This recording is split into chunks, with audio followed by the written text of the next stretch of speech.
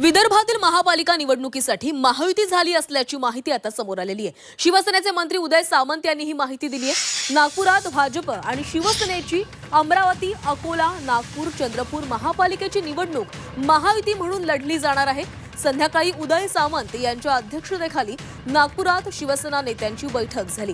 त्यानंतर उदय सामंत, संजय राठोड, आनंद अडसूळ भाजप कार्यालयामध्ये चंद्रशेखर बावनकुळे यांच्या भेटीसाठी गेले। तिथे दोन्ही पक्षांची युतीबाबत सकारात्मक चर्चा झाली।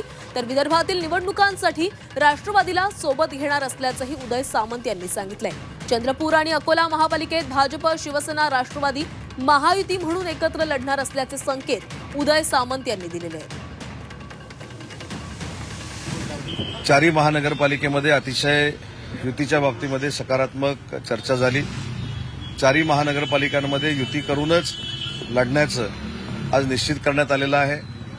त्याच्यामध्ये अकोला असेल, अमरावती असेल, चंद्रपूर असेल, नागपूर असेल, या चारी महानगरपालिकेमध्ये शिवसेनेचा मान सन्मान हा ठेवला जाईल अशा पद्धतीचं आश्वासन देखील माननीय बावनकुळे साहेबांनी दिलेलं आहे। त्याच्यामुळे चारी महानगरपालिकेमध्ये आम्ही महायुती म्हणून लढणार आहोत।